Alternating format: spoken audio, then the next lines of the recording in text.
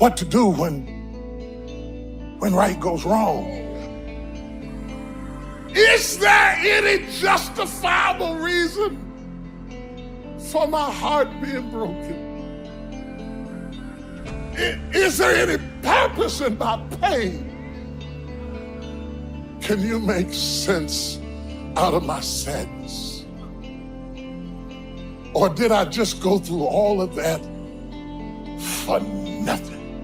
It's about the obstacles. It's about the challenges. It's about the pain that you endure along the way. Stand on the platform, and when that happens, your mind has to immediately shift back, because now you felt and tasted something that you can only get through winning.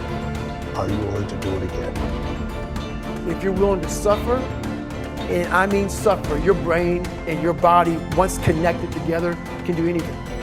You have to do the process. The process is non-negotiable. It's just, you have to do it. It's about the grind.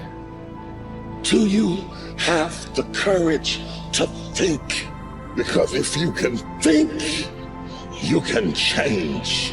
You can move, you can evolve, you can grow, you can become. You are one idea away. Your credit is not a problem. Your car is not a problem. Your situation is not a problem. Your thoughts are the problem. As a man thinketh in his heart, so is he.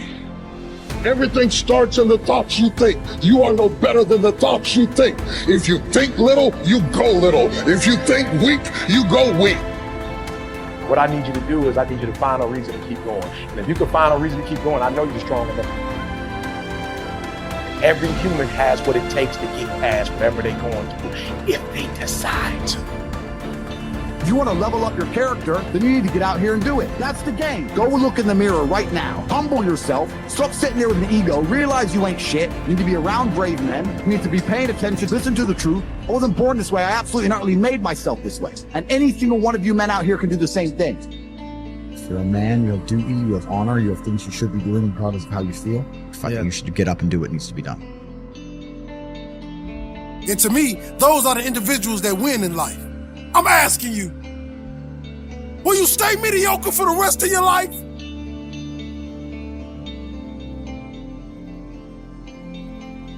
Success happens to you not because you desire it, because you earn it. Everybody desires it. It comes only if you're capable of it. You know, we say in yoga, if you keep one eye on the goal, you have only one eye to find your way. That's not a good way to play a game. It's better both your eyes are on the game. The winning the cup and the accolades are things which happen because we play a game well. It's not because we want them, it'll happen. Because we play well, it happens. So it's always best that we keep our eyes, our body, our mind, everything focused on just one thing. That is when a human being functions at his maximum efficiency. If everything is focused in one way, your body, your energy, your mind, everything is organized in just one direction. A person who's going in one direction will go somewhere.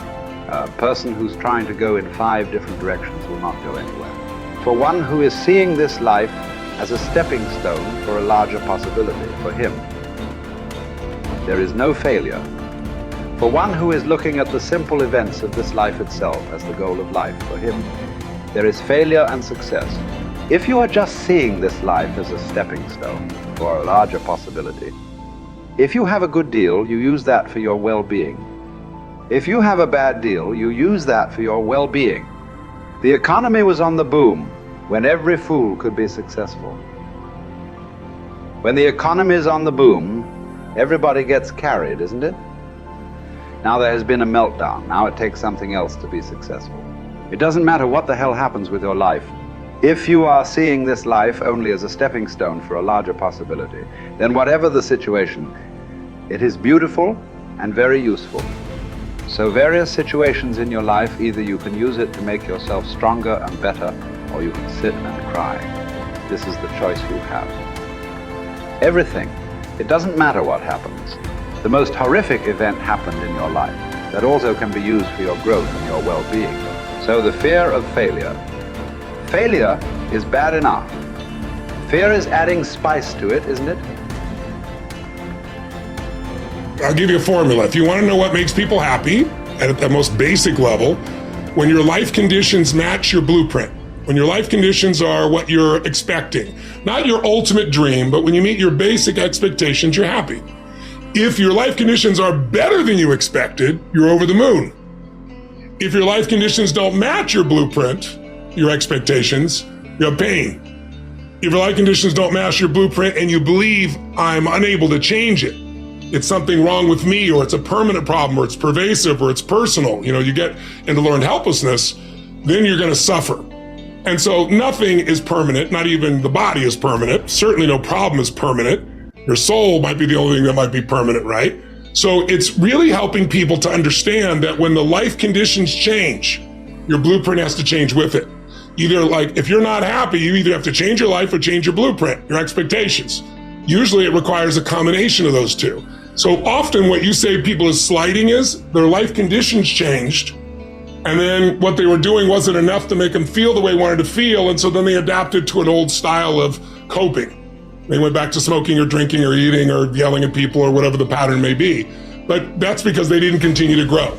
And so that's why it's not a static thing with me. I teach people not just, okay, you're going to make these changes in your values. It's like, you got to look as your life conditions change. You're going to make that happen. As you hit different stages of life, you're going to have to make those decisions. And everybody wants their life to be better, but no one wants to change, right? So we have to keep changing as the life conditions change. We got to update our blueprint, our values, our beliefs, our rules about how to play the game. And we have to update our behaviors to adapt to where the environment is. If you don't do that, you're in trouble. There are many people during COVID who it was the most horrific experience. There are many people that learned to use COVID, not let COVID use them. They grew their businesses, they expanded their mind, they shifted their emotions. They did things they never would have done. Other people gained 20 pounds, right? So it's all a matter of, do you adapt to the life conditions? And do you learn how to learn? Because this isn't a one-time thing. Oh, I did this thing. I went and worked out for a weekend. Now I'm pumped. Well, great. How long is that going to last? You're going to have to continue to use that and have a daily practice. Otherwise, you, of course, go back. And that's the biggest missing thing. I teach people daily practices that can take what they've learned and make it ongoing in their life, as opposed to, wow, I had this great weekend. The big question is, are we letting ourselves become what we wish to become? In this most important subject of association, here are some actions you may want to take. First, disassociation. You may, after a study of those 3 questions, who am I around, what are they doing to me, and is that okay, you may come to the serious conclusion that there are some people you just have to break away from. I'm not saying that it's an easy step to take, and it's not to be taken lightly. However, I am saying it may be an essential task. You may just have to make that hard choice not to let certain negative influences affect you anymore. Remember, it could be a choice that saves the quality of your life. The second action you may want to take is limited association. It could well be that you are spending too much time in a certain area of your life with a certain group of people. It's easy to put time and effort in the wrong place. The guy spends 3 hours at the ball game and 30 minutes listening to the sermon. See, that's called out of balance. 30 minutes for spirituality, 3 hours for entertainment. That doesn't weigh well 5 years from now, 10 years from now, when you take a look at the sum total of your values in your life. Here's one of the easy ways to end up with a mediocre average life: spending major time on minor things. Sophisticated people learn to weigh everything before they spend time or money. You've got to weigh before you pay. Whether you're going to spend heavy time or light time, you've just got to weigh. Otherwise, if you're not careful, you can get trapped into spending heavyweight time with lightweight people. Now, it's okay to have casual friends as long as you give them casual time, not serious time.